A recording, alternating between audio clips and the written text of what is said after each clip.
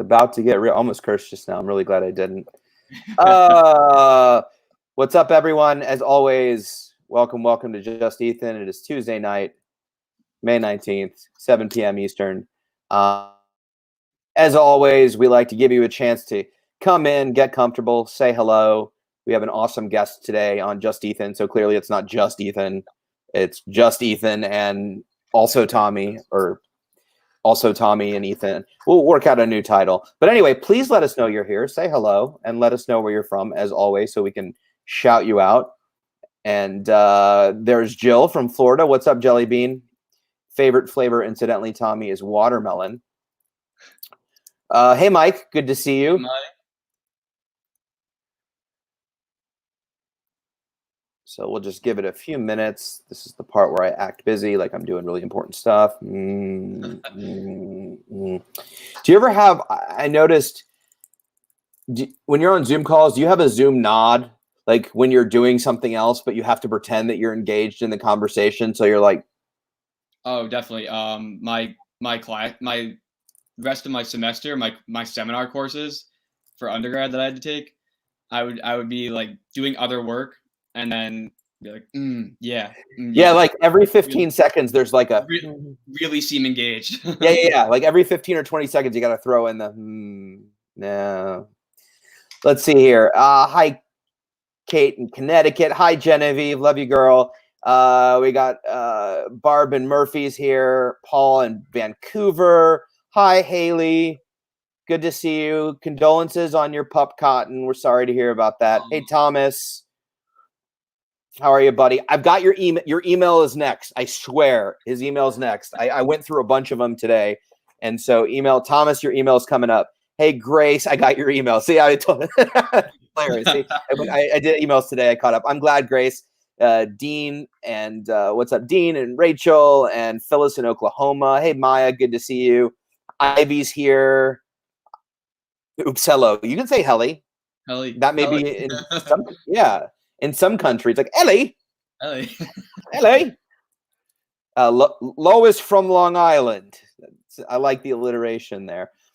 All right, well, I think we're 2 minutes in, so let's get started. Everybody grab a seat, get comfortable, grab some popcorn, and we'll get rocking and rolling. Let's see here. Just going to make a quick note to myself. Not really. So my name is Ethan. Thank you for joining us this Tuesday evening on Just Ethan with also Tommy. It's all reversed. I always look dumb when I do that. With Tommy. My name is Ethan. I'm the national ambassador for the International OCD Foundation, which always means that I have OCD and I like to talk about it a lot, probably too much. I want to get right into things. So let me just rattle off some quick housekeeping stuff. So this town hall is intended to serve as an educational content and is not intended to replace therapy. For treatment-related questions, please be sure to work with your local provider or contact a local clinician. The International OCD Foundation is not a crisis hotline and should not be used if you are in distress or feel unsafe. If you're in a crisis or you're feeling suicidal or unsafe, please go to your local emergency room, call 911, or call the suicide prevention hotline at 800-273-8255. Now, even though tonight is all about Tommy, and I'm really excited to talk with him, and I'll tell you why in a minute. As always, we're going to open it up to lots and lots of questions. So we look forward to you guys loading in questions in the comment thread, and we look forward to answering all your questions. We're going to talk first, and then we'll get to questions. But as always, we like to ask you to be respectful of everyone in the room. We try to create as safe a space as possible. This is a public forum. This is being recorded. It will be hosted on the IOCDF Facebook and YouTube pages, but it is also us here to support each other. So we always like to be as respectful as we possibly can and advocate for each other. So with that, tonight we have our second guest on this particular live stream, Tom Smalley. What's up, Tom? Hey, how are you? Thanks for having me. Yeah, man, I'm super excited. I'm super excited to have you because you're such a good guy. You're so inspirational. The stuff that you're doing is awesome, and I know like guys like Chris Tronson, our mutual like dear friend. you've known him for years. I really didn't know you. I knew your name for a few years, but I didn't really meet you and talk to you and your mom until last year when you won the Hero Award. So, and I was just so amazingly impressed with just everything. And so I'm super ecstatic to talk to you. I'm so happy to be here. So just some quick, I made him write a quick bio. So I'll give you, if you don't know Tommy, and I have a feeling everybody here is as much, or if not a bigger Tommy fan than I am. Tommy was diagnosed with OCD and BDD at age 15. Since age 17, he has been an advocate for the IOCDF and has spoken at 5 national conferences, along with awareness events at several colleges and universities in the Northeast. Tommy is currently a graduate student at Merrimack College, working on a master's in exercise science, which probably sounds pretty cool because you just recently became a graduate student at Merrimack College, right? Yeah. I was able to actually put that in my bio now, and it felt really good. I bet it did, for sure. I'll bet it totally did. That's awesome.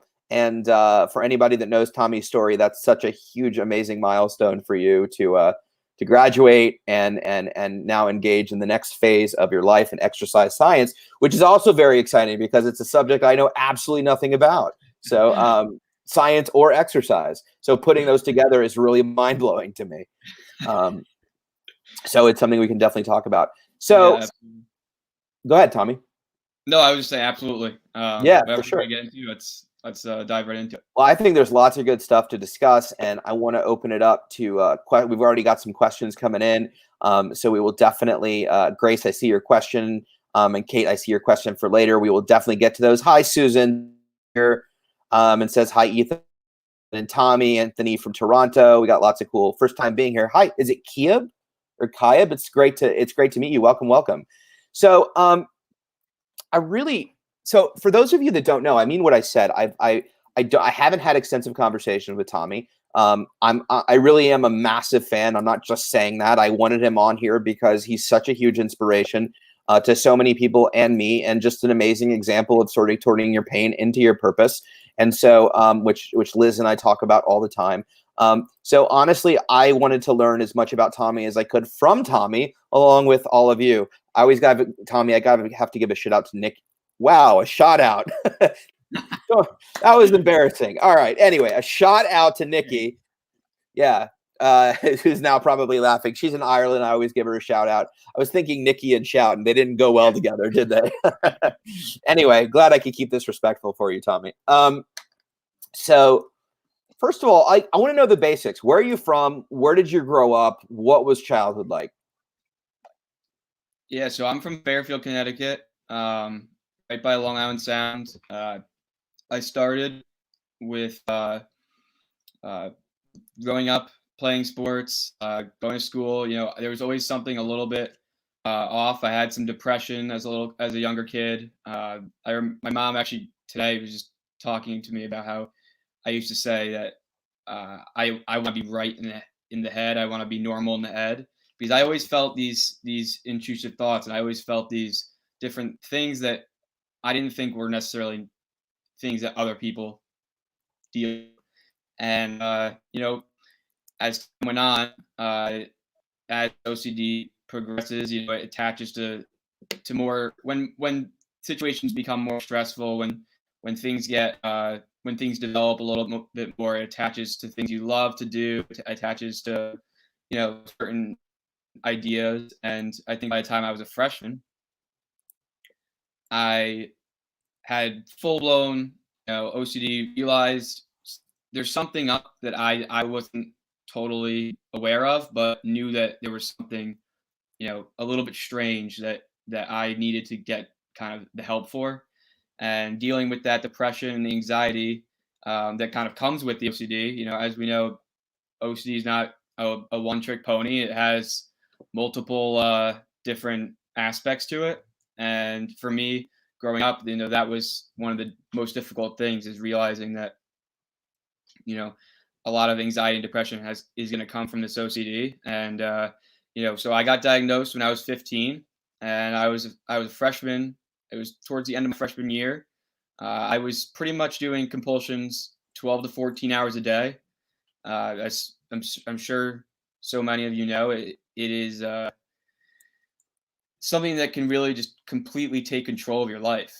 And for me, that's what it was doing. And I had to kind of drop the sports I loved, kind of was having trouble going to school, having trouble functioning in a life that was worth functioning. And I was at the point, you know, where I didn't really even think it was worth it to even get out of bed anymore or be living. And I suffered from suicidal ideation, and it was my I you asked me about growing up, and I will immediately say, I was very, my mother, and you've met my father, and I have a very supportive brother, very supportive parents, and for me that was huge, because without their support, I know I wouldn't be here today. And I want to make that clear. I really was so fortunate to have that support, because I know not everybody's blessed with that support. So growing up, I did have a good childhood,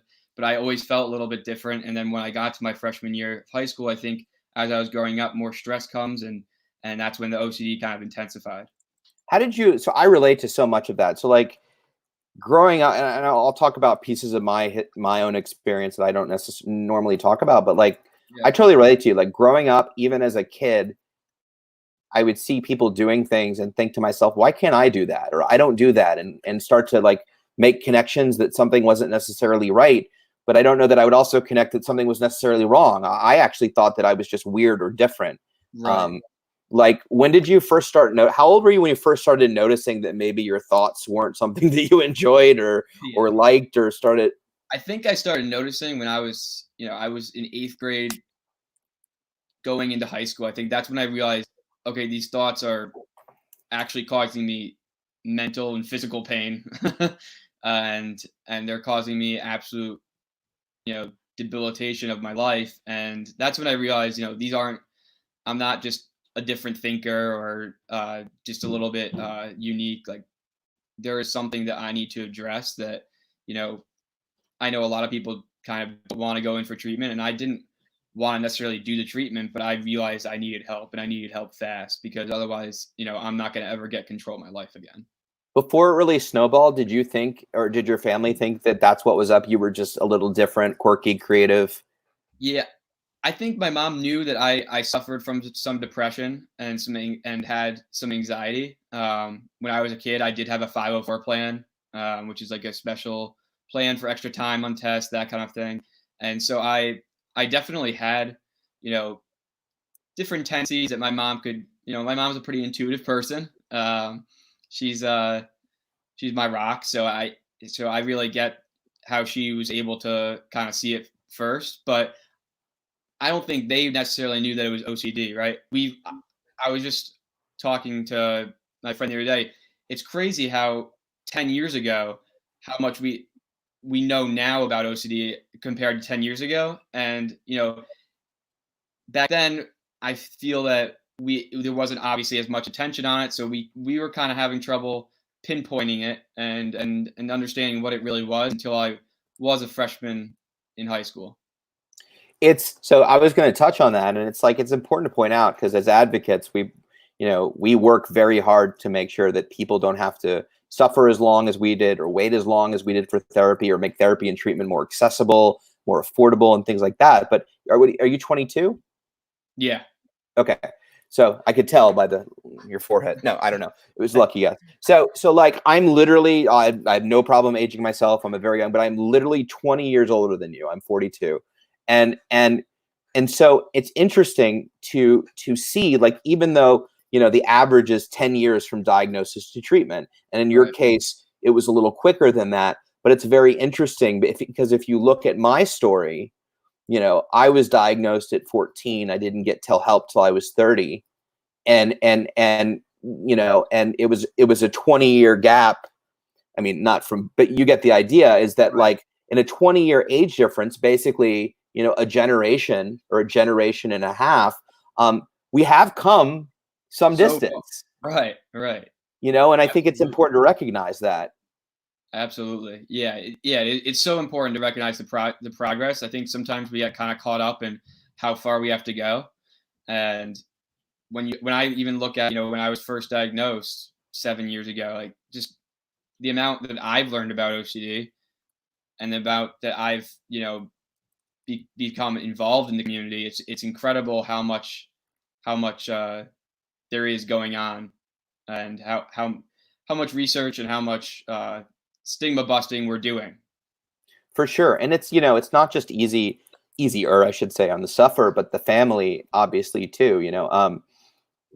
I had the same thing. Growing up, I was quirkier, I was more creative, it was creativity. It's just, a little different, but it's okay. And then as I got older and things manifested a little bit more, we would still play into, I saw a psychiatrist at age 6, and we just played, and, OCD really wasn't in the vernacular. Nobody spoke about it. And, and definitely when I was diagnosed, nobody spoke about exposure response prevention. And that was in 1990, 92 or 93.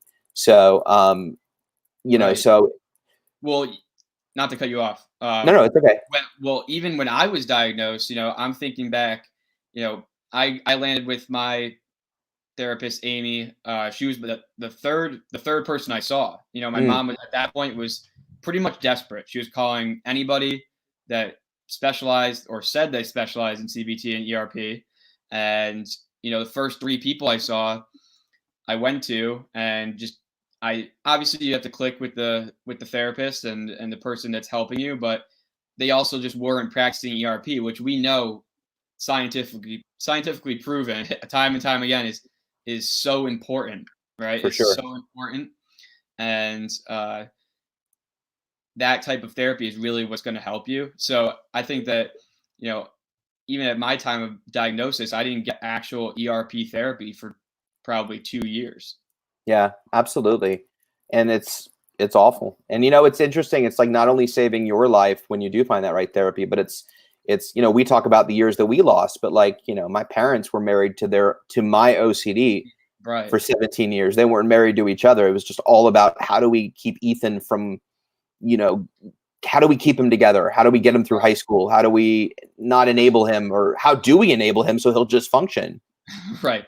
Absolutely. I mean, for a long time, especially as I was getting better, I feel that, my parents, would never ever would tell me every time that this is not true. But, as someone that suffered from OCD and felt like they were taking time away from the family, from their own lives, you do feel that burden of, wow, like I'm like they're carrying so much for me and I can't do enough for them, and that's sure. something to really grapple with, because they put so much time, like the amount of times, my parents didn't go out for dinner, or didn't go out with their friends, or didn't go to work, like the amount of sacrifices they made is tremendous compared to, what I made too.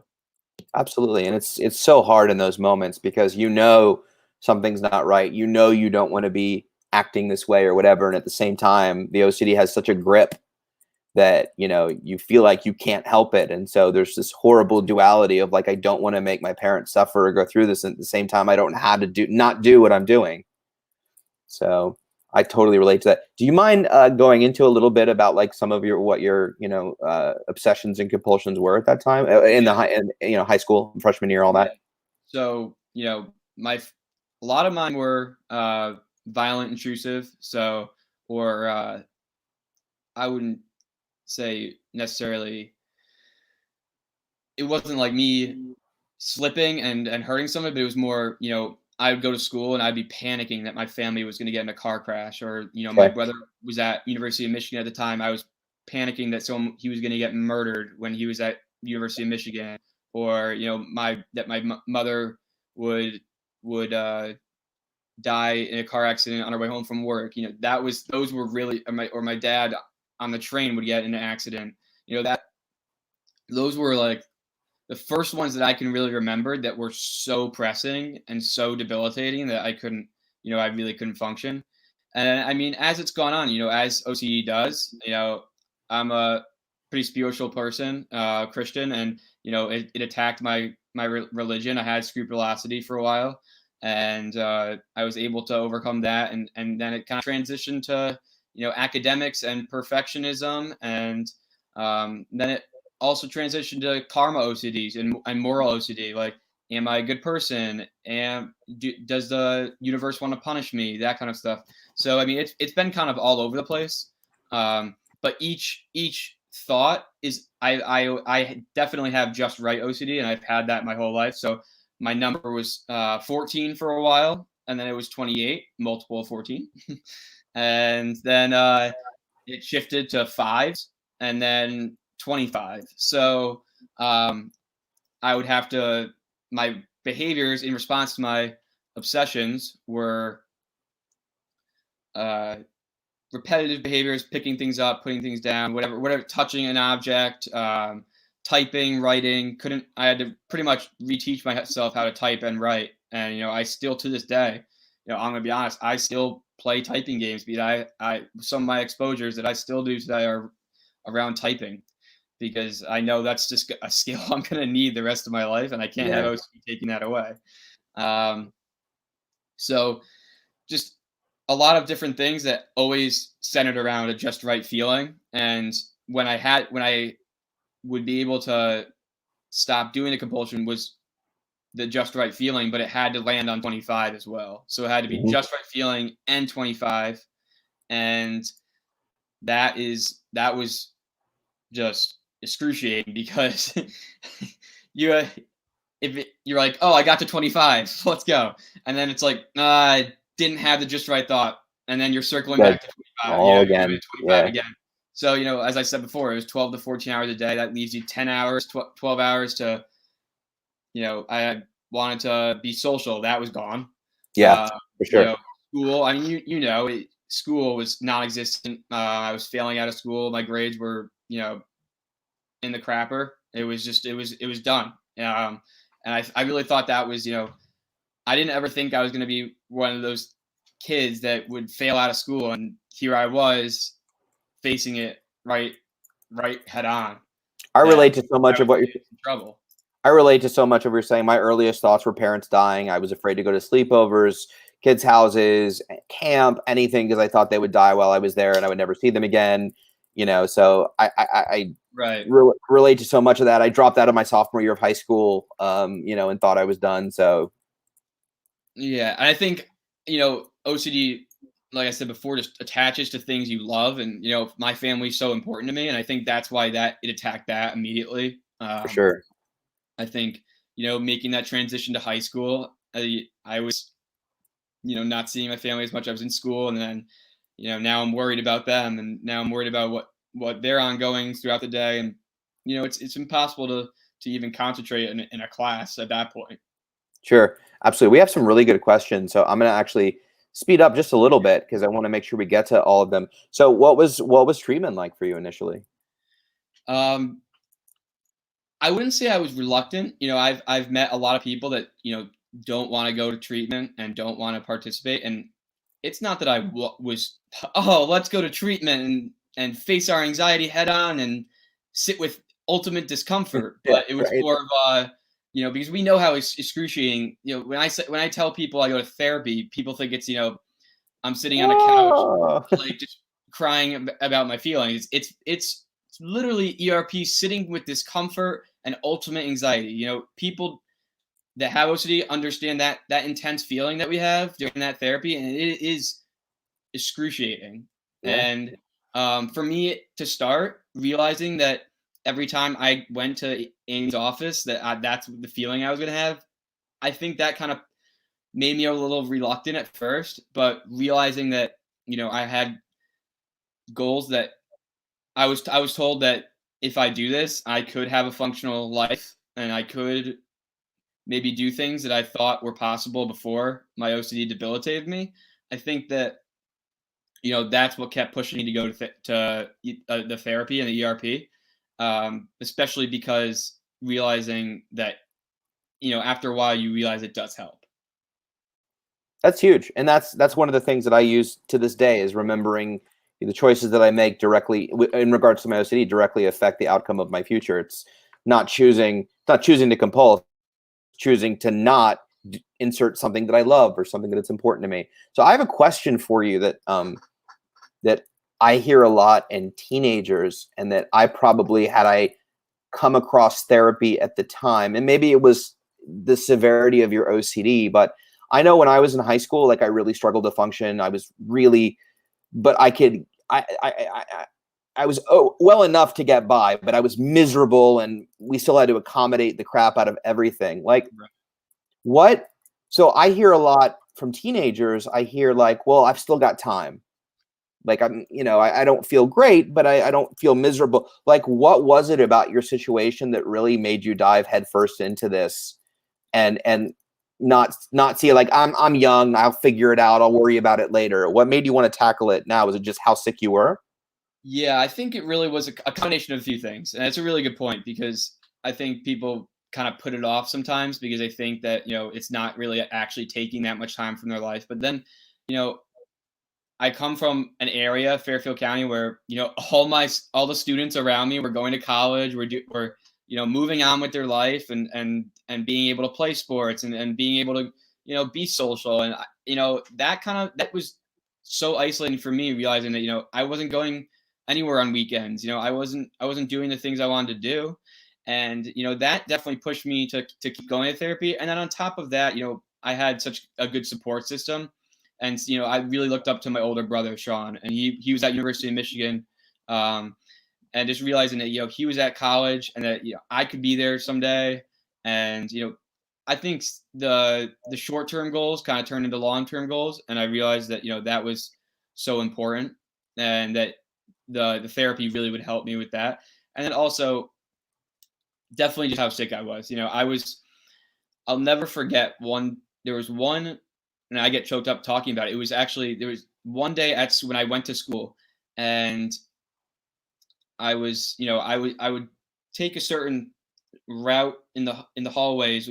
The tiles were different, and I had to count my steps, and I got bullied for people looking at me at me funny when I would do that, and I kind of just I mean I was so locked into my compulsion. I don't think I realized until after the fact, but I was it was during a class. I had gone to the bathroom and was walking back to class, and our headmaster at my high school, this was my junior year of high school, he found me, or sophomore year of high school, sorry, he found me actually like in my mid compulsion, scaling the wall and avoiding certain tiles. And at that point, I had been diagnosed with OCD. We had meetings about it. I was in therapy, and he took me back to class. And that was the first instance of compassion from somebody that didn't really understand OCD that I had, and that kind of kept me going and realizing that I have the support system to keep going to therapy, and that's a moment I'll never forget. That's awesome. That's so important. I remember I remember getting caught in a compulsion because I was taking my temperature incessantly, like 60, 70 times a day, and I got caught with it in my mouth, and I was pretty good at hiding it. And somebody was like, "What are you doing?" And I was like, testing my blood sugar." And they're like, "Within your mouth?" I'm like, "Yes, it's a new test." And they're like, You haven't "Oh, heard about okay. this? Yeah, it's the new saliva blood sugar test. How do you not know about this?" He was like, "Oh, okay, great." So I know how important it is Yeah. to feel support. So you got better Yeah. and you go to school, you go to college. Right. Yeah. Yeah. God willing, I did make it. I had a really good school psychologist that I saw every day. In addition to Amy, she gave me an open pass to her office. I was able to go there. Um, and that was having that support in high school. I really can't thank Fairfield Ward enough. That was you know high school was a really dark time, and I didn't get to have the traditional high school experience. And I had to stop a lot of the things I love to do, but it was pretty remarkable about how much support I was able to receive at my high school, because as I went to college, I realized it's not like that everywhere. And so we were transitioning to my experience going to college. It was different. It was really different. I had to seek out every single bit of help I could get. And my first semester, I had a professor tell me to, when I tried to explain my OCD, tell me to leave my mental health struggles at the door of her classroom. And that's just the kind of cutthroat world I had to adapt to live in. And that was really tough to understand as an 18-year-old kid, that when you open up about your OCD, not everybody's going to have the same positive response that we're all here for you kind of response. And, that was something I started to learn early on in college. How difficult of a lesson was that as you got through it? And did it make you question everything that you learned before about yourself in high school? Did you stigmatize yourself more suddenly? Yeah, absolutely. I mean, I think especially, when I was, I'd gotten better to the point where I was able to go to college. I was able to realize that I could get a degree. And then, I got to college and it was extremely discouraging knowing that I didn't have that same support system that I had in high school and that I had to kind of, adapt to this new surrounding. And, you know, I confided in certain people that I thought, you know, I could trust. I thought that, I had built a good relationship with these adults and I thought that I could trust them. And, I was belittled and it was a situation where I was abused for my OT. And every day I'd walk in and I was immediately met with a comment that, as a human being shouldn't be said to another human being. Regardless if you think it's banter, I'm all for banter, I'm all for jokes, but there's a line that's crossed, and that line was crossed every day my sophomore year of college, and that From brought me an authority, from somebody right, that you looked up to. I mean, right, essentially. some exactly somebody that was 20 years older than me that I thought really had my back, and that was really tough because now I had to I had done all this work to get to college and in therapy, and then now I had relapsed. And then, one night at my sophomore year, my RA found me in my room, just in pretty much in a corner of the room, just crouched up, absolutely shaking, just debilitated by my OCD and having a panic attack. And they took me to public safety. They called my mom. My mom's 300 miles away. My dad's 300 miles away.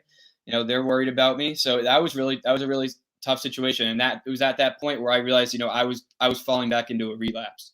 And, that was really tough because I think that I felt almost invincible as I was getting better. And you think when you get better that it's just like, oh, you're better. And I'm here to tell you today I still struggle. It's so funny because the past, not to sidetrack, but the past 2 weeks, I during this COVID situation I have struggled.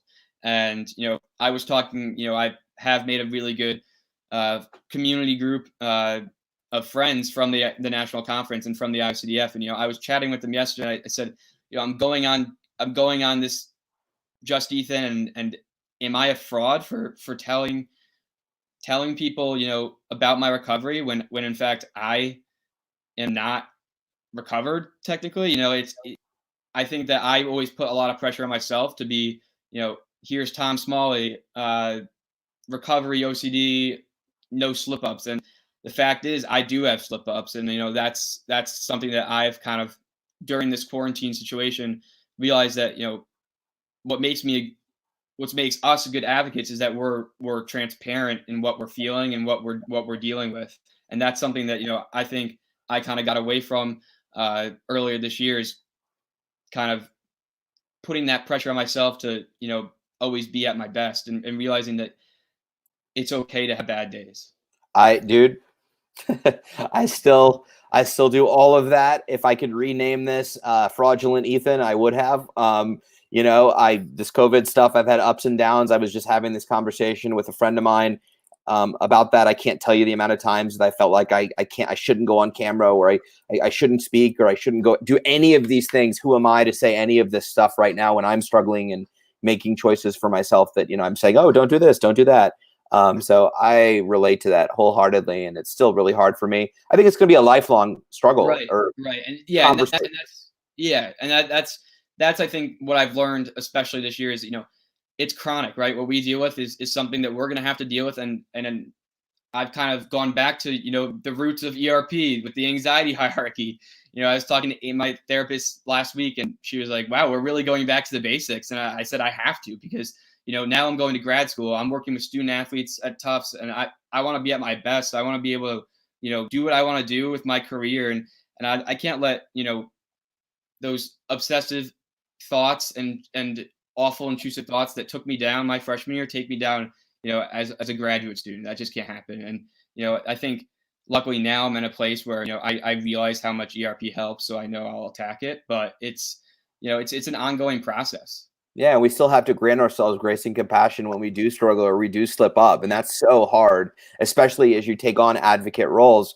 I know for a fact, I mean, I can speak and you can too, and so many others can, is like, the more we talk in the community, the less, at least I felt, I was allowed to like struggle or have a hard time or any of that stuff. And it's funny because like that doesn't come from the people you're talking to either, which is like, No, it comes from us. It literally comes from me. Yeah. Like I feel as though, who am I to talk about my experiences and successes if I'm not even doing as well as they think I'm doing, and that pressure came from me. It didn't come from anybody else. It didn't come from the IOCDF. They've done so much amazing work with me, and they've had my back through every situation in college. I'm so loyal and to the IOCDF and so thankful for the IOCDF. And that pressure didn't come from them. It came from just internal, me wanting to, pay them for all the work they did for me and all the help they gave me, and be their advocate, but realizing that I can't be a poster boy or something, that, I have to be me and transparent, and I do still struggle. It is. It's super hard to do that. And yet I can look at the times and places where I've sort of disclosed some really hard situations. I went through a really hard time a couple years ago. It wasn't OCD specific. It was bipolar specific and mania and stuff like that. And I did a bunch of podcasts about it after I was in a better place. And like some beautiful moments come from that stuff. And just like there's silver linings to OCD and like where we are now and the people that we know and meet and get to do, when you open about when you open up about that stuff, there's a really amazing things can happen. So Yeah, definitely. So we're going to get to questions very shortly, I promise. Quickly though, I want to ask, so no details, but obviously, so you had two things you had to deal with in college. You had to come back from what you were dealing with on a mental health perspective, but you also had to deal with what was happening at school. And not only that, but I'm sure it was not just OCD, but it was a traumatic situation. So you kind of had to go back to this place that was really difficult, and you were experiencing all these negative things. So you had really kind of two battles to fight. Yeah, absolutely. And, I mean, first of all, I wouldn't be able to fight those battles by myself. I had, the best thing college undergrad gave me was, 5 of the best people in my life. And, I don't have a network of 700 best friends, but I know I have such a strong community around me. And, I always thought, quality over quantity, and those quality people that I love and I know love me, they had my back throughout the situation. So I was really fortunate for that. But it was that night where I was, having a panic attack and my RA found me. That was probably the one that really, made me realize how kind of how in depth I was dealing with this, and how much of a struggle it was going to be to kind of get out of this and pull myself out of it. Nobody likes being betrayed or thinking that you can open up to somebody and having it completely backfire was hurtful.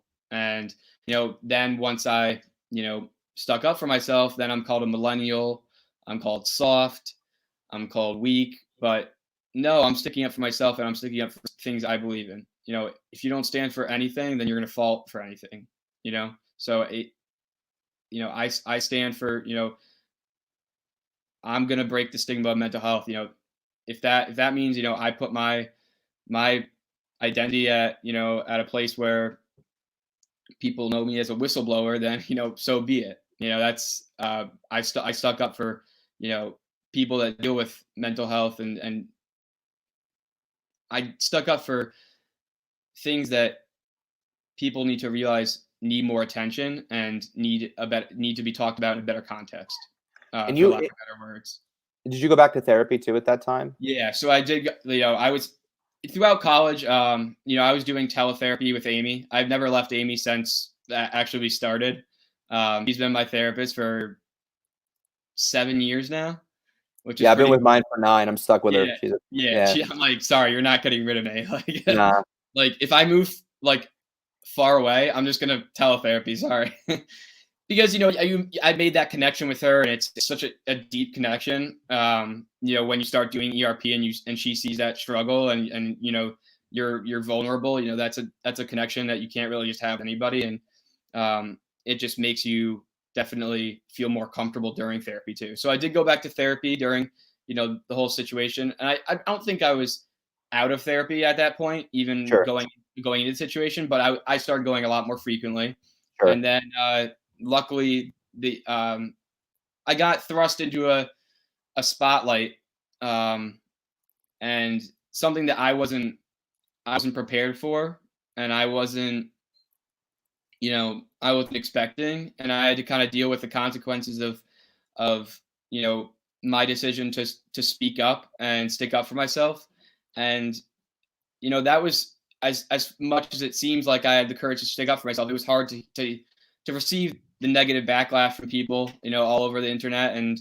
that was something that really got into my head. And you know, then I started having obsessions. You know, am I disappointing my family? Is nobody going to want to be friends with me? And now I have relationship OCD, and you know you know as OCD forms, it adapted to the situation. And it was really tough. It was really tough. You know, I just felt you know at a breaking point, but you know as always you know I had the support system to kind of keep working through it, and I kind of had to reinvent myself after that. And it was tough to kind of have to you know go through 2 years of college and kind of come away with you know experiences you never thought you'd have.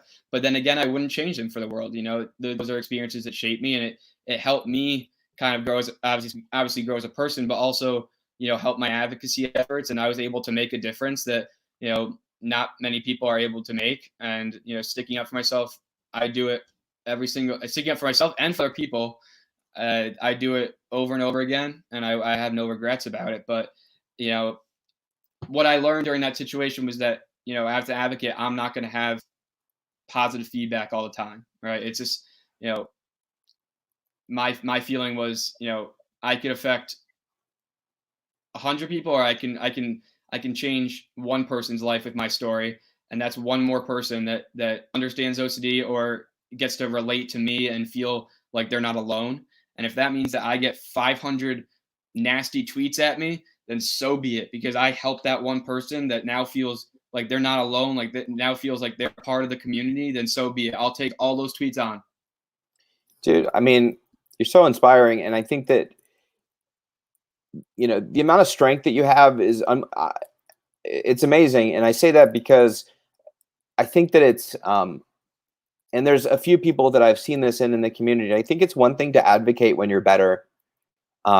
And I'm not at all minimizing anybody, because that's me. I advocated when I was well and better, and I was like, okay, I can speak out now. I think it's a whole another level of strength to be able to be going through the crap, if you will, and being in the middle of it, and at the same time, Right. speaking up for yourself and advocating for what you believe in. And not only that, but in your case, doing it in the bit of a national spotlight. So it's not even just like at your school, like a high school or whatever, in your little world. It was like suddenly the whole world. And I mean, to me, Right. that's a level of strength Thank that's you. unbelievable. And I mean, Thank I you. just have insane amounts of respect for you. Thank you so much. I mean, yeah, that's definitely one thing that you know that I learned is that you know I'm an advocate for OCD because I know I don't want people to have to feel, you know, the pain that I felt being belittled, or I want people to know that you know, they're not alone. You know, that you know, that feeling is probably one of the most comforting feelings, knowing that you have a community behind you. And I want everybody to be able to feel that. I want to circle back around to one thing that you said. I swear we'll get to questions. I only have 2 more questions. They're not they're not that long. I don't want to get killed. I'll get emails and angry tweets. I want to go back to something that you said, because it was really important, and I skipped over it for a reason. When you were talking about, like, despite everything that you were going through, you had to stand up for yourself and other people, that were struggling. I think it's remarkable, and I think that it's because I think the go-to is to isolate and remove yourself from the situation, not head toward the fire. But if you I think there's an interesting parallel, because if you look at exposure response prevention, it's to head toward the danger, the perceived danger anyway, and work your way through it. Don't go around it, don't hide from it, dive right into it. And like, you were in a situation where you could have easily made other decisions, but you decided to like continue straight through that fire and like work your way through it. And it wasn't a perceived fire; it was real life stuff. What was there a point at which you weighed everything? Did you not think, and did you just kind of put your head down and go? Where was that moment where you said, I have to stand up for myself and for other people, even though A, I feel like crap right now, and B, it could come back. It just bit you, right? You talking about it open, it had just bit you for doing it. What made you want to do it twice as hard after that?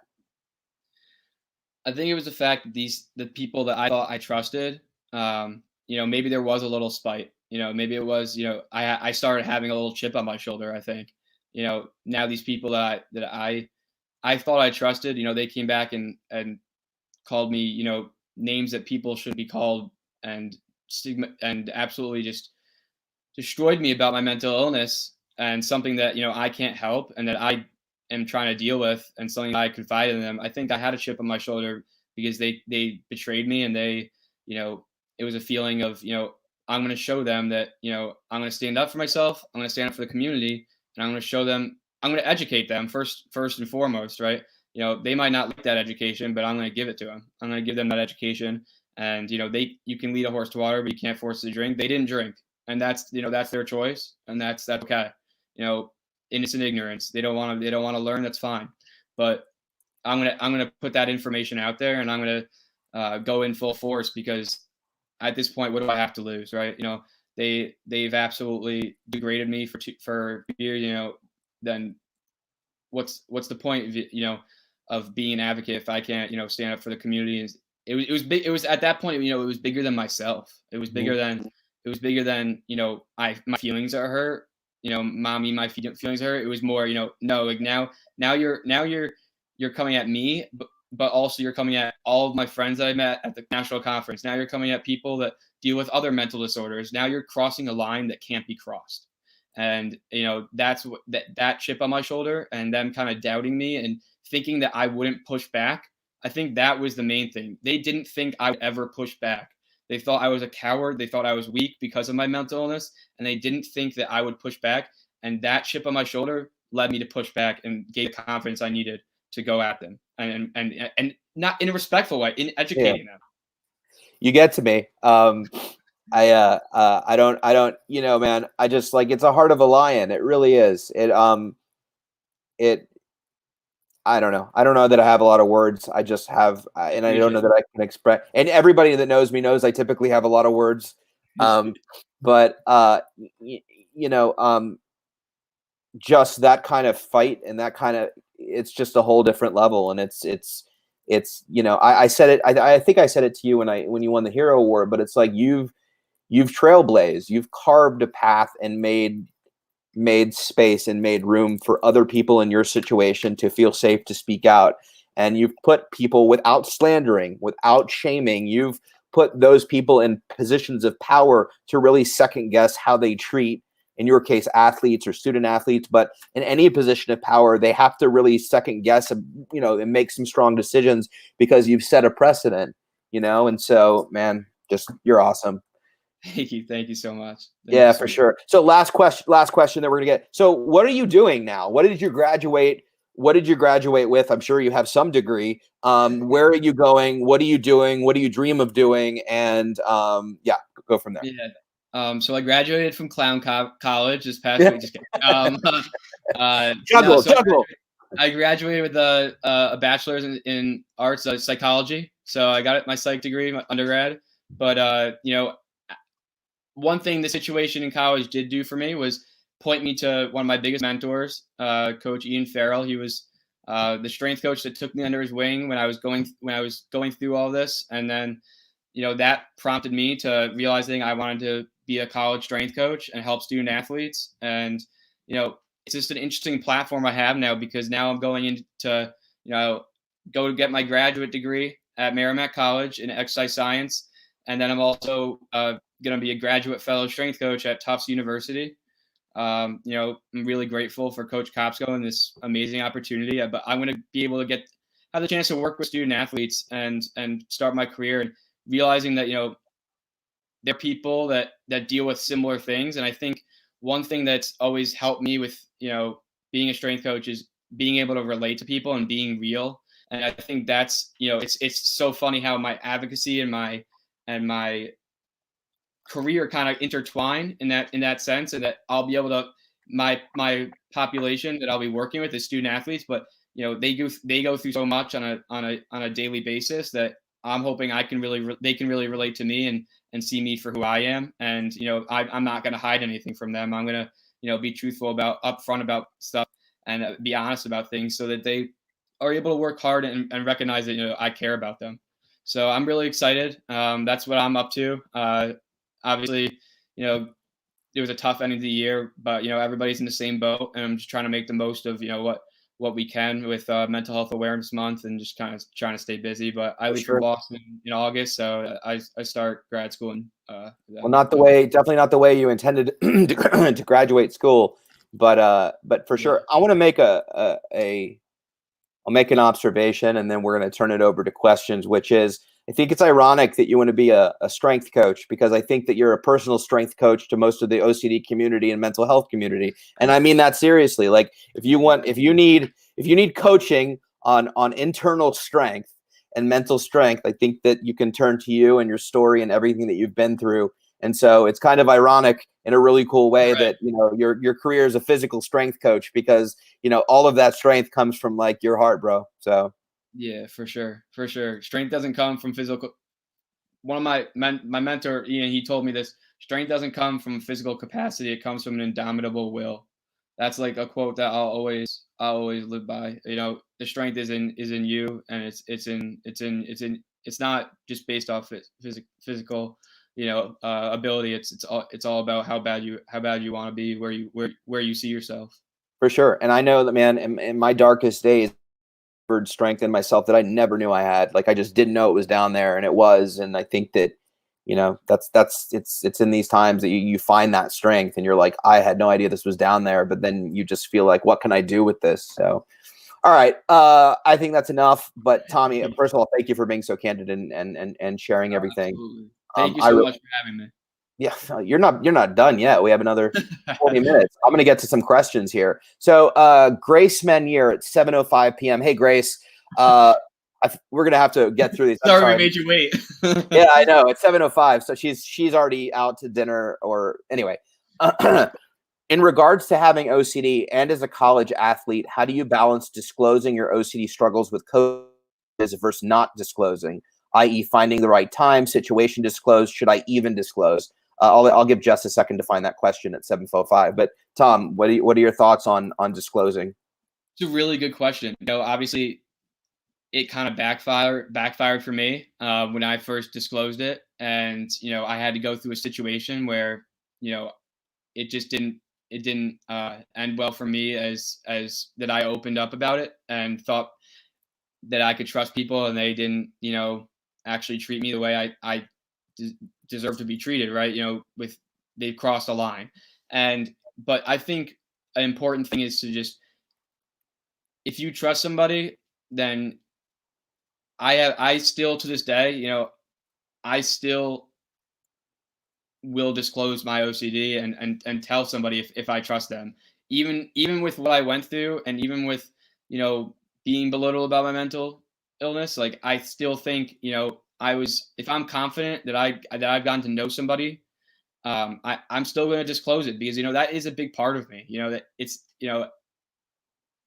not me, but I'm not my OCD, right? We always try to break the two up, but it is a big part of my journey, and I'm not going to hide from that, right? If someone doesn't want to hire me because I have OCD, then that's probably not someone I want to work for. And I learned that the hard way my sophomore year. And one advice I would give you is try to let the person get to know you first and see how hard you work and see who you are, and then kind of circle back to it and open up. I think that, now that's kind of what I do. When I was in high school, I kind of just came in, I have OCD. Hey, everybody. And, some people understand that some people really don't know what it is yet and really don't understand it. And we can't fault them for that, because if I didn't have it, I can't promise that I would really know what it was. So, you have to put yourself in their shoes and realize that, some comments, if they make some comments, they might not know how to deal with it. So my best advice is to really get to know somebody and show them who you are as a person outside of OCD, and then start to disclose about your OCD. That's awesome. And there's not a one size fits all approach. I think you have to definitely not. Engage it and see how it goes. You don't want to have certain really people. There really is not a one size fits all. It's really depends on your relationship with the person. For sure. It's almost like disclosing when you're dating. It's like, how do I know when to talk about it? Just gotta take it. Thanks, Grace. Just after Grace, yes, Kate, I have a question for you guys. How do you shift focus and attention from mental compulsion such as rumination and review when you have nothing to do? So, Tommy, what are your thoughts? So I'm taking this question as, during this quarantine, it's, you get I have a lot more time at home. We're all inside. I think one thing that I've kind of been trying to, the first 2 weeks I kind of treated it as a snow day. And then I realized on the third week, that Monday, that it's not a snow day and that I actually have to get stuff done and I have to be productive. And, I think one thing that kind of has helped my OCD during this quarantine is having a routine. I still wake up at 7:30 now, and I still go through my day as if like it's a normal day, because that kind of helped my compulsions and getting caught up in my OCD. Kind of having structure has helped my rumination and compulsions. How about you, Heath? I mean, I totally agree with all of that. Routine, structure, creating new structure, not trying to create the same thing that we had before. And I would also, say like find something to do. Like the first thing when I read your question is like when I have nothing to do, I'm like, do something. And I say that jokingly, but the reason is because like we can't control our thoughts, and then the feelings come, and then like most likely if you're doing nothing, then you're going to ruminate or obsess, especially if that's where your head is at right now. So like, what can I do? And now doing something doesn't mean that you have to go out and party with friends. I used to keep a coping card now it's memorized, but like read a book, play a game, watch a movie, call a friend. It can be really small stuff that you can do at home. But if you find your mind going to some dark spaces, just finding little things to do to sort of take your mind off of that. And again, it's not about thought suppression. And it's not about trying to get rid of the thoughts and get rid of the feelings. And you don't want to avoid it. You can embrace them. Like, and say like, oh, I'm having these thoughts. I'm having these feelings. I don't like it. But I'm also going to do some things that are important to me instead of sit there and ruminate. And so then it's called opposite action, where you sort of engage in these other activities and over time as you do that. And also the last thing I'll say is, it's in the thought suppression category. It's not about not having the thoughts. It's about how many times you can come back to the present moment. So sometimes we give ourselves a lot of crap for like being taken away. Like, oh my God, I was focused on this a million times. But like, if you can come back to the present a million times, then you're winning. And over time, you'll be able to come back more and more and be taken away less and less. The analogy is meditation. Meditation isn't about clearing your mind of thoughts. It's about trying to stay present. And when the thought takes you away, try to come back to that present moment. But I think Tommy hit it on the head: routine, structure, things to do. And, and then if you find yourself in a spot, I would try to find something to do. And honestly, even meditating helps me a lot. So hopefully that helped. Yeah. Good question. I'm not going to put this up, but Paul, I'll answer your question. So Paul quickly asks, you don't need to post this. It's a big question. He's seen my videos and my stories. And one thing that's always concerned him a little bit is the way that I was basically thrown out into the street shortly after I performed a compulsion. What do you think about the ethics of them doing that, given it could have gone either way? You could have died after being locked in 6 days. So want to answer this for Paul. I also want to stick with Tommy. But the reason I want to say that, so if you know my story, it was crazy, and I compulsed and kind of faked an accident to get thrown, and I got kicked out of the OCD Institute. What I will say, Paul, is, and what I tell my story now, and I hadn't done advocacy long enough. When I delivered the keynote to sort of set this, I can't think of the word, but say this first, and that is that up to that point, I had 10 months of intensive exposure response prevention treatment every day, 5 to 8 hours a day. Everything had been tried that could be tried. I had multiple therapists, multiple clinicians, all at the top of their game. My parents were supportive. And that decision to throw me out and have me live on my own was a very well educated and come to strategic decision by my team, saying, we've tried everything. The only way Ethan is going to pull himself out of his OCD is to engage in life himself and realize that he's the one that has to do it. Nobody can do it for him. So it was a risk. It was ethically questionable, but it was a strategic, educated gamble. And everybody was fairly, if not very confident that it would pay off. So I in no way, with people hear my story, I in no way want people to think that, oh, he's really struggling with OCD. Therapy didn't work. I'm going to kick him on the street. Therapy worked. I wasn't in a place to accept the therapy. And so it was a very, very strategic, specific thing that they all came together with and decided to do. And P.S., during that period of time, I could have reached out to a therapist that was there to support me even in that time. And when I decided to get up out of bed and sort of not die and face the day, like, I immediately reached out to those therapists that were saying, you have to come to us, but if you're willing to come to us, we'll be here for you. So hopefully that clarifies a little bit for you, Paul. Did you have something to say, Tom? No, that's just honestly amazing. Your story is amazing too. So I like listening to it. I appreciate that. I'm gonna let's see. I answered emails. I promise. I see some emails. People are like, "What are emails?" Grace, I think we answered your question. She had a question. What is your advice in terms of explaining your OCD to college sport? Okay, this is cool. I'll just ask it to you, Tom. It's pretty quick. But I think that the rule still applies. She asked, what is your advice for explaining your OCD to college sports teams and teammates? I play lacrosse and rugby, and OCD comes into play. No pun intended. Very funny, Grace. Sometimes during practice in regards to affecting my attitude and behavior. However, I worry about the stigma and judgment that will come along with telling teammates. I would say that the advice you gave. I think that the same kind of advice that I would give telling adults, I would probably say the same thing for the teammates. Build those relationships with your teammates. Try to show them who you are outside of OCD first, and as Ethan said too, it's not a one size fits all. You might end up disclosing something, and one of your other teammates might end up disclosing something to you. Chances are a lot of your teammates are dealing with similar things, so don't be afraid to share it. But I would just definitely get to know people first. Don't jump right in. I totally agree wholeheartedly. So thanks, Grace. Also want to give Grace a shout out. She did note that I was behind on emails, but I did get back to her, and that I will get back to you. So thank you, Grace, for the email support. As my dear friends know, I was filling you, but it was hectic and I was a little behind. So Barbara at 7:16 p.m. just simply asked, are creative people more likely to have OCD than others? So that's a great question, Barbara, and good to see you. Barbara's bird is my favorite, by the way. I'm secretly hoping that she has the same hairdo as the bird. That is my secret hope for her. So actually, there was a study conducted, and Dr. John Grayson talks a lot about this, that OCD sufferers have three things in common, and this has been research-based. They have above average intelligence, above average creativity, and a vivid imagination. So the way I like to explain it is those of us with OCD are better than the rest of the world.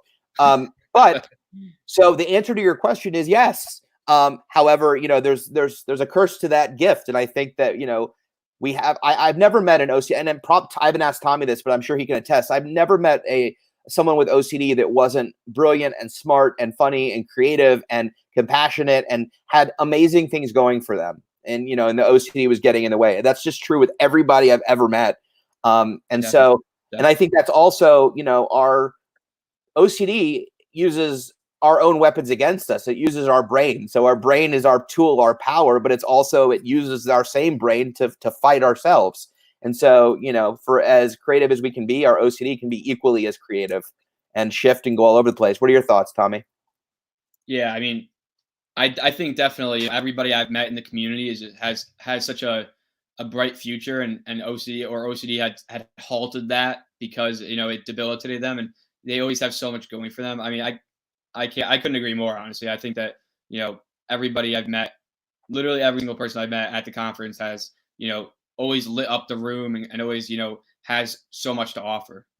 For sure. For sure. So, and I will say, I make this joke a lot of times. I'm like now I use my creativity for good, because I used to say I use it for evil, because like it would always go to OCD, like all my energy, all my creativity, everything that like I would always use it for OCD. And now like that, I'm in management and not perfect, have my days, but like, I always like to say I like to use my powers for good now instead of OCD evil. So good question, Barbara.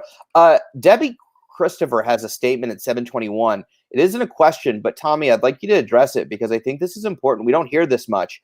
So Debbie wrote, I am learning so much. Karma OCD. You just put a name on one of my huge issues. What is karma OCD to you, Tommy? Yeah, so that's like a term. I don't even know if it's a real subtitle. I kind of classify it under moral OCD. It's kind of something that especially now that I really deal with.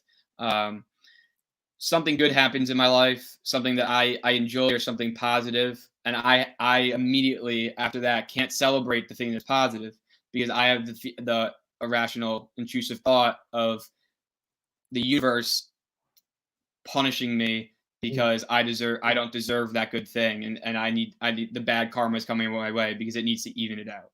It's a really like taboo kind of thought, but it almost feels so real that it's not something that doesn't seem so rational. It just seems like an equilibrium thing. I don't deserve good. And I think that's something that I have to address for sure. But that's karma OCD is definitely something I deal with.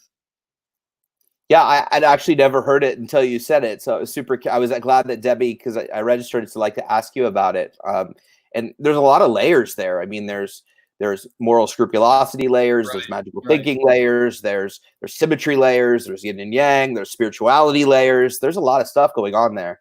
Yeah, and I think that's one reason I never get too high on things or too low. I'm kind of even keeled, and that's kind of I think that kind of attributes to that because OCD kind of doesn't let me celebrate things because I just I have that karma OCD, and it's tough. It's tough to not it inhibits you to it prohibits you to enjoy things, right? It's just it's which is something that I've been working on with Amy. For sure. Thank you, Debbie. Appreciate that. By the way, Tommy, I encourage you afterwards, and actually before you close this screen, because everything is compiled, you should read a lot of these comments because it's all about you, and people are I'm going to ERP you. There's a lot of good karma happening here. And so people love you, and you're probably totally screwed, but you should go through and read all of these. You should go through and read all these comments because people are giving you some. Everybody that's commenting, I probably know them personally, and I can't thank them enough for their support and even just tuning in. I can't thank everybody enough for everything that they've done for me. For sure. Well, you deserve to be celebrated, man. Renee Scott at 7:31 p.m. I have a question. I am doing ERP and I have made great strides. Can you tell me if your obsession still bothers you? I hear people say they are better now, but I am still triggered by my theme. I still find myself ruminating about my theme when it's bad. Tommy, do you still have obsessions and that bother you? Yeah, yeah, I definitely do. I think the combination of at first I was kind of weary to medication. I didn't really want to take it. My parents didn't want me taking it, but when I went into ERP, I needed it because it helps alleviate that anxiety that you have to sit with, and that definitely helped. So I think that but I don't think that I can't ever expect that my obsessions will ever just go away, right? I think I have to excuse me, I have to kind of understand and be able to sit with them and work on that maintenance. But it's totally normal to still have obsessions. I mean, for me, a lot of times I'm very, because we're supposed to resist our compulsions, it's almost a surge of obsessions all the time now because I'm resisting those compulsions. So now more obsessions are coming out because that OCD monster is trying to feed itself. It's trying to get me to do those compulsions, but I'm going to keep resisting. And I think that's awesome, Tommy. And I think that's a great question. So I think it's also important to separate obsessions from compulsion. So I have obsessions all the time. Sometimes I notice them. Sometimes they're whispered. Sometimes they're screams. And it just depends. For instance, last night I was with a friend of mine, a girl that I like very much. She's probably watching. That's all I'll say at this moment. But to be continued. Maybe another Just Ethan will have her on. But anyway, she's probably blushing now or not paying attention. Either way, we ordered dinner and she ordered a salad, and she ordered me the wrong salad accidentally, and she ordered ahi tuna on my salad. And this is a really weird obsessive thought, but I have things around food poisoning and food. And as we know, ahi tuna is raw in the middle, which I love and I eat a ton of. However, didn't know the restaurant was kind of like a diner / like sandwich pizza place. And like, I would rather order ahi tuna from a sushi place, not like Joe's down the street. And so I had a million obsessive thoughts about, like, oh my God, I can't eat this. I can't touch this. What do I do? She's going to think I'm crazy. I had tons of obsessive thoughts, right? And some of them were very, very loud. But then it's what you do with them. And that's really what counts with the OCD. And Tommy will attest, right? That we're in control of the thoughts, we can't control them. The feelings, they're going to happen, but it's then the focus and the behavior that dictates not only if we feed the OCD, but it also dictates relapse, right? You eventually, if you don't compulse, the relapse can't happen. The compulsions is what feeds the thoughts, which creates the loop, right? So I may have had the thoughts, I may have had the feelings, but I took out the salad and I ate it, and I actually really enjoyed it. And over time it curved and I completely forgot about it. And I think it's just very important that, like, it's very important to make the separation between obsessions and compulsions, because having obsessions and having lots of thoughts at times doesn't mean your OCD is worse. It doesn't mean that you're relapsing. It doesn't mean that you've spiked. And I think that's a common thing that people believe. It can mean that you're stressed, good stress or bad stress spikes OCD for sure. But the obsessions are one thing, the compulsions are something else. And sometimes they're like Tommy said, sometimes they're like swarms, and sometimes they're whispers, and sometimes I have days or weeks when I don't notice any of them. So the bottom line is order the ahi tuna salad from Joe. Philip, it was really good. It really was. The bottom line is Joe makes a mean ahi tuna salad. Joe makes a mean ahi tuna salad, man. The names have been changed to protect the innocent. Phyllis Ward at 7:39 p.m. This is a great question. We didn't talk a lot about this, Tommy, but she obviously knows some of your stories. She said, do you also have therapy specifically directed at treating BDD? So do you want to quickly define what BDD is, just in case somebody doesn't know that's watching? So it's BDD is body dysmorphic disorder. A lot of times it's a lot about hair, face features. But for me, as a strength coach, I train a lot. It was muscle dysmorphia. So for me, it's a lot about my physique. So for me, I had to do exposures around that BDD, and I still do. Where I have to skip a set of whatever I'm doing, or I have to skip a day of lifting, or whatever it is. I have to kind of be mindful of what's the boundary of healthy exercise and training and over the top irrational OCD BDD type of training. And that's definitely the treatment for BDD was pretty much is ERP as well. That's what worked best for me, is to address it with ERP. So definitely had specific exposures that I did with BDD though. That's a great question. Yeah, for sure. And I'll let it in there. So I'm trying to look at and thank you, Phyllis, for the question. I appreciate it. Again, Tommy, you're getting a lot of people really appreciating you, as they should. I don't know. This question's a little.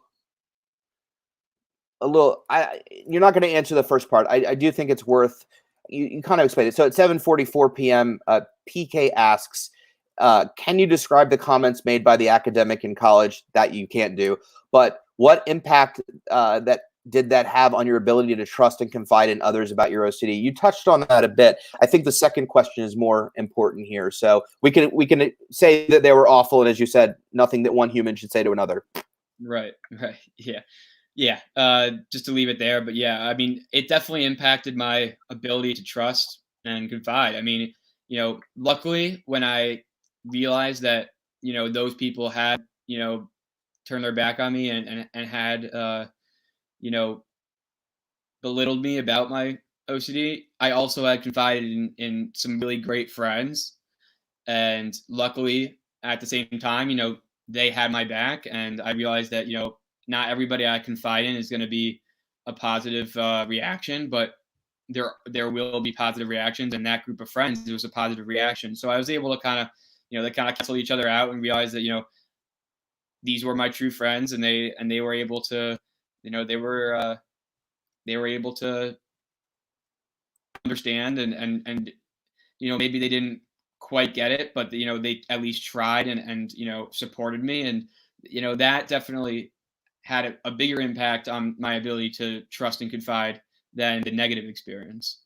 For sure. I made this analogy a town hall or two ago, but it's also like kind of like getting broken up with and being open to loving again. It definitely hurt. It definitely sucked. But if you want the relationships, then you kind of have to be vulnerable in order to get there. So, yeah. Thank you, PK. I appreciate the question. 7:54 p.m. Jess, Caitlin, whatever your name is, Jess, Jan, Joe, you make good ahi tuna. Caitlin Mountain, I would love to be a mental health advocate and share my experiences with others who they may help. What tips do you have for someone looking to reach out in their local community as an advocate? I don't think there's anybody better to ask than Tommy about that. For me, it was, I kind of was granted with a pretty great situation because Amy, my therapist, as I got better, she actually approached me for an OCD Awareness Week event at Yale University in the Child Study Center, and I had to kind of just prepare a 15-minute talk about my life with OCD. It was a trial. It was like the first time we did the event, so I was doing it for OCD Connecticut. So there I met Colin Schuster, one of my good friends today, and his mother. They ran OCD Connecticut, and they still do. And that would be my best suggestion, is to reach out to wherever you're from or wherever you're near, the nearest affiliate. You can probably check those. I might be giving out false information here, but I'm pretty sure the IOCDF can has a list of the affiliates on their website. Or you can probably just Google them, because there are more affiliates and more different organizations that assist the IOCDF than you think. And that's how I kind of got my start, was with OCD Connecticut. And I still work with them today, and I owe them so much as well. They're fantastic over there, and it was awesome doing that for my state. So my advice would just be, try to reach out to your affiliate and try to get involved there. Absolutely. You can definitely reach out to the IOCDF at info@iocdf.org. There are lots of ways to advocate. Also, there isn't one size fits all approach to advocacy either. And that's what's cool, is that people come up with stuff all the time to advocate. Actually, I know before, and Tommy, like just before everything kind of blew up at college, you had just made a video on your own, like for you, a YouTube video, right? Yeah. Cut it. Yeah. Not to cut you off. But like that's kind of what, when I was put in that spotlight, then that video kind of took off because people kind of connected the two things. And so I had made 2 documentaries about my life, and I put them on YouTube. One of my good friends, Brian, he's into film, and he's a videographer, and he helped me put 2 documentaries together about living with OCD. So I was able to, advocate that way. So there are so many different creative ways to do it. Right, like you said, there's not a one size fit all. And just, I know you said local in your community. Like, for instance, I'm in Atlanta right now. I live in Los Angeles, but I'm quarantined in Atlanta. I went to high school in Atlanta, so I dropped by my old high school, and like they had heard about some of the stuff that I'd been doing, and I offered to speak, and I spoke to some classes and stuff like that. So you can get scrappy with it and reach out to school. Right. People are hungry. You can use the resources on the IOCDF website and other resources like peaceofmind.com. And then you can reach out to schools. You can reach out to, I know people that reach out to police departments, a lot of professional services that interact with OCD population but don't know about OCD. Those guys are starving to get information. And then, if you're not necessarily comfortable with that, like engaging in OCD communities online, on Facebook, on Instagram, Health Unlocked, which is our platform, No CD has a huge OCD community. That's an app that you can download on the App Store. Or even just, I know so many people that have such amazing Instagram accounts that aren't even, and some of them are anonymous. I don't know who they are, but they have wonderful Instagram accounts and post all kinds of really uplifting and creative content. So those are all great places to get started for sure. Brian Firo, 8:02 p.m. Hi guys. When doing ERP, what if the anxiety lasts all day or longer? I don't have any of the traditional OCD forms whereby I can do a compulsion after to alleviate my discomfort. Eating food, for example, hard to do a compulsion after the contaminated food is eaten. My OCD is more avoidance based. So, Tommy, if you don't mind, I'll grab this. So I relate to you. Yeah. So my OCD around my food stuff was really hard because I knew I was afraid of throwing up when I was really struggling as one of my symptoms. And I had a fear of certain foods that I couldn't eat. And I knew that the window for food poisoning was 72 hours. And so my therapist made sure that I was eating one of those foods every 24 hours, which means that my anxiety felt like it never went down because I used to watch the clock and then be like, okay, it's been 72 hours. I'm in the safe zone. I'm totally fine. And now I was being triggered constantly. Also, I did get to a point where I was constantly at an 8 or a 9 or a 10 because I had thought I had constantly hurt myself or accidentally done things to myself. So the question, of what if the anxiety lasts all day, it's a possibility. I think that there are a lot of things. I would also be careful to say traditional OCD forms because I think what we see in the media is what we deem by traditional, but really some of the other less known OCD is actually more prevalent than hand washing or contamination or things like that. So the first thing I would say is, are you doing ERP? Are you with an ERP specialist? Are you working with a clinician or provider that does that kind of stuff? And also there are lots of skills and tools and ERPs that you can do around avoidance-based OCD. But ultimately the short of it is that, part of the ERP is learning to live with the anxiety, to let it be there, to not want it there, to be okay not being okay. And over time, your anxiety will decrease and you will start habituating. I don't know, Tommy, do you have any additional thoughts? No, I think honestly you hit the nail on the head there. I think that sitting with that discomfort is just the main thing to think about and to realize, over time it really will, that anxiety might be there, but it will definitely it will go away after a while. It really will. And I think, the first time, just knowing that, the first time you do the exposure, it might not go away for a long time, but then you do that exposure again and it starts going away quicker. And then over time, the more and more you do that exposure, you go from an 8 on the anxiety scale to a 4 within, 20 minutes. And then you realize, oh, this really does work. For sure. And I'm going to actually add something quick to that because I think it's important for all of us that are watching. And you bring up a good point. I'm going to hit back on the traditional OCD forms. I think we do ourselves a disservice, and it isn't something we do on purpose. It isn't something we do in the time of the moment, but we really hinder our own ability to get better when we see our OCD as unique or different or special or something that most people don't have. I know I did. I know that after 17 years of going to the wrong therapy and finally finding the right therapy, I was convinced that I had the worst OCD on the planet. No one could help me. My kind was like nobody else's kind. And even when I got around people that had other OCD, I sat there going, well, you can't help me because all of you have your thing and mine's completely different. And I'm sure to some extent, Tommy can relate to that too. And a lot of people can, right? And it's not about everybody's OCD is excruciating and everybody wishes they had somebody else's OCD, because that doesn't seem as bad, when it's just as excruciating. So I think it's really important to acknowledge that OCD is OCD, and it sucks and it's uncomfortable and it's miserable. And yet And yes, there's different levels of severity depending on where you are and what your own personal circumstances are. But the bottom line is exposure response prevention works for OCD. It works really well. And I'll tell you, I have talked to people that have had extremely awful OCD, and I don't like to use the word severe because it's crappy for everyone, but that have, let's say, tested higher on the scales that they use and responded to ERP really quickly and did really, really well. And I've known people that had more milder cases of OCD and really struggled with the therapy, and it took them longer. And so, I think it's just important to recognize that it's not about the forms or the subtypes. OCD is OCD, and I think the subtypes are important in terms of making the connection with people, and relating to people. And I definitely think some subtypes like violent intrusive sexual thoughts, POCD, HOCD, all of those subtypes are way more stigmatized than other types. And so there's a lot of shame and guilt and other layers that go along with those things for sure.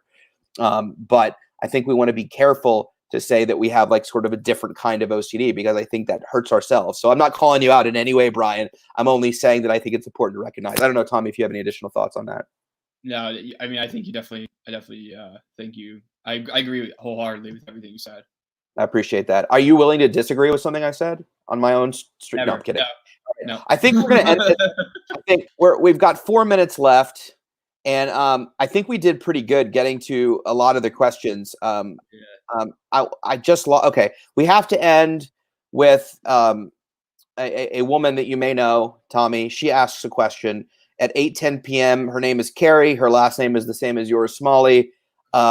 She asks, "Hi, Tommy." What? You said, "What a coincidence." She has the same last name as me. Same last name.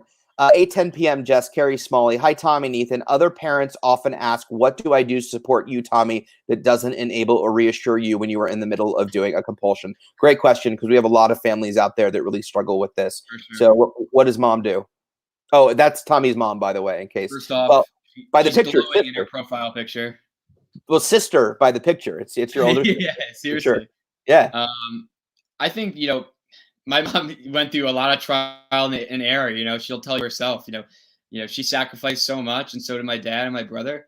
I think certain things that they do that help me is kind of just, go along with the uncertainty and kind of encourage me to accept that uncertainty, that, if I look for reassurance, we know reassurance is the one thing OCD wants and needs. And if we give it, then it's just going to complete the cycle, and the cycle is going to keep going. So, my parents did a really good job of going with me to therapy and learning how to, not give reassurance and the things to say. Some of the things to say, yep, that might happen, Tommy, that I might die in a car accident. We'll have to see, living with that uncertainty and kind of suggesting the uncertainty and playing into that. That's what really has helped me. That's awesome. And hi, Carrie. Carrie's she really is an amazing person. And so is Tommy's whole family. And I have to give a shout out. I can't do that. You didn't give me permission. But anyway, so I was going to make a joke, kind of a joke, but I'm going to leave it alone. No, I know. I was just going to give a shout out to your girlfriend for the killer haircut. That's all. Yeah, I know. Yeah. Thank you, Haley. Yeah, Haley. She even faded it on the sides. Yeah. Pretty his initials are in the back. We can't show you that. It says TS in the back. So Haley, please come to all our houses and cut our hair, because mine is ridiculous. I look like a Family Guy character. But what Carrie, to add on to what Carrie said, also, it's super important, like that, and Tommy talked about it early on, that the OCD is a family disorder, right? And everybody is intertwined in it. And so not only is it important, but I talk to so many parents that feel like they have to guess about what to do. What do I tell my kids? I don't know. They're doing this, that, the other thing. I can't tell you how important it is to, one, if you're not in treatment, get treatment. And number two, be as involved in treatment as you can be, because you yourselves as the parents are just as wired and working for OCD as the sufferer is. And so you need to my parents were in therapy just as much as I was, doing their own thing, because they had to learn, A, that it wasn't their fault, B, that they shouldn't feel the guilt that they felt for screwing me up, and C, they had to learn to say all the right things to help me out. And so, I get so upset in a meaningful way that because I know the frustration of all these parents going, what do I do? How do I say? And I'm trying to do this. And like take the guesswork out of it by leaning on the therapist. And if the therapist isn't involving you in treatment, ask them to say, I need help helping my child. Whatever age it is, doesn't matter. And if they're not willing to do that, then find a new therapist. I feel pretty adamant about that. I don't know, Tommy, if you I 100% agree with everything you're saying there. I totally think that, like you said, it impacts everybody. It's not just a one person thing. And until you have everybody kind of on board, it's tough to be in so many different moving parts. And I think it's so important to, attend a therapy session, use the IOCDF as a resource. There's so many helpful resources out there. Peace of Mind Foundation, there's so many different helpful resources that, and then second of all, get treatment. You're right. 100%. You need to be in treatment. I know it's excruciating sometimes to deal with the treatment and participate in exposure response therapy, but it is necessary to really, combat the OCD. 100%. Tommy, we're out of time, so I'm going to give you some quick last words, last thoughts, final thoughts.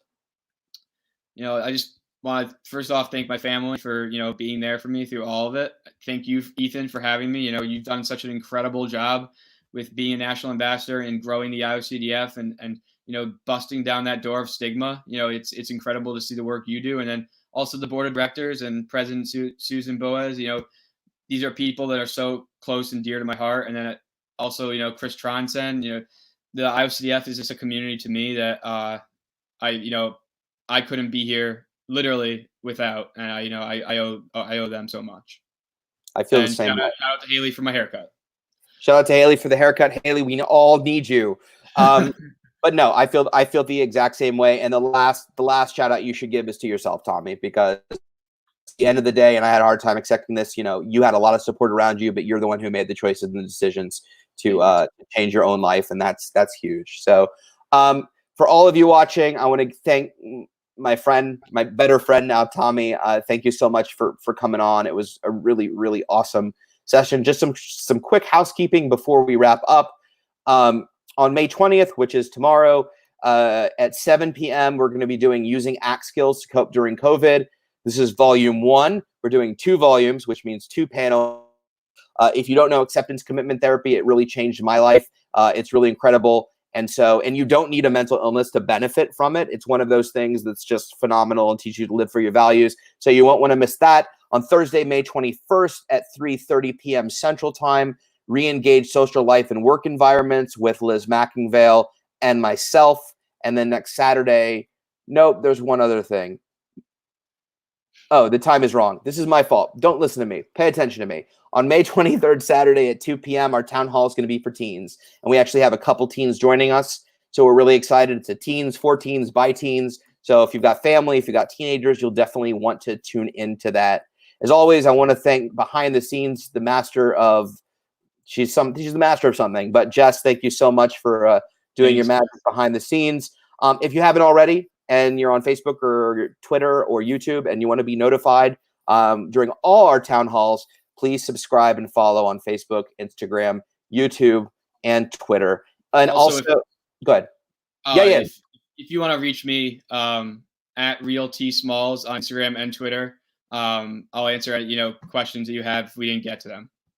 Absolutely. And Jess will put your Instagram handle in the comment thread. So if you guys want to hit up Tommy, please feel free. Also, we have a new online calendar, which we can put up. She just put your email there and your Twitter, your Instagram and your Twitter. Perfect. Thank you, Jess.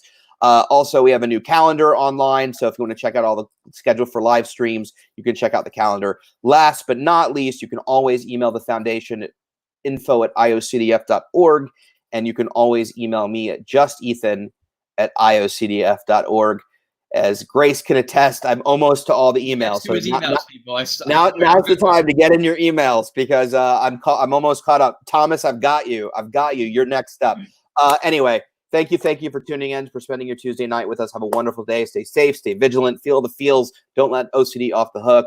Tommy, I'm just tossing it out. Thank you so much. Have a good night. Bye.